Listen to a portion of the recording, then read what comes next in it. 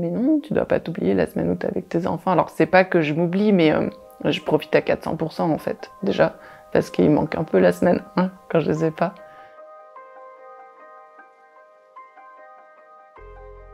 Je m'appelle Céline, j'ai 41 ans. J'ai 2 enfants, Diane et Pierre, de 14 et 12. Et on vit en Belgique depuis une dizaine d'années à peu près. On vient des Alpes, de France. Et je suis séparée de mon mari depuis 2019, début 2019, ça fait 3 ans. Et maintenant, on vit tous les 3 et c'est une garde alternée, donc une semaine chez leur papa et une semaine chez moi.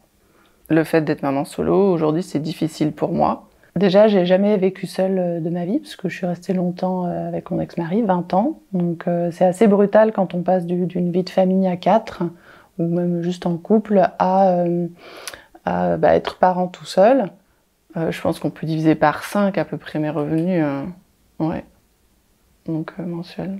Et concrètement, ce qu'ils ont perdu eux aujourd'hui, quand ils sont la semaine chez moi, déjà tout simplement il manque une pièce dans la maison. Donc leur maman dort dans la salle à manger et ça c'est possible et on s'adapte, mais c'est pas le top. Et tout ce qui est ouverture culturelle aussi.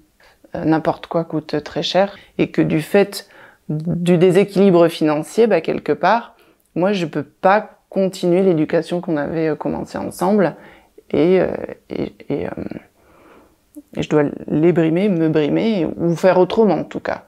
Et je trouve ça dommage et injuste.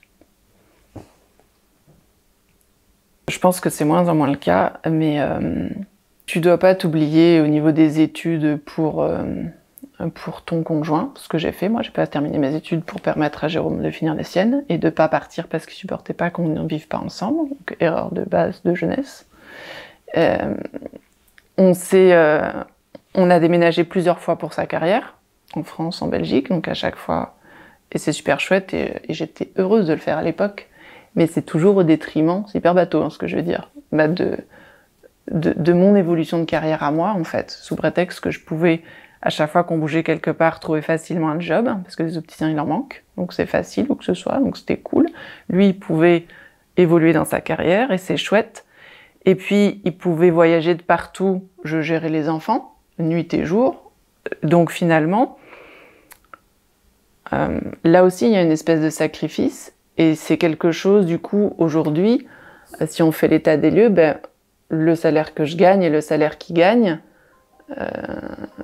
on n'y est pas pour rien. Les enfants et moi, on a participé, en fait, à la situation qu'il a aujourd'hui. J'ai fait des recherches sur Internet pour voir s'il y avait des associations pour les parents séparés. Et j'ai trouvé la maison des parents solo et leur site web et leur téléphone et je les ai contactés.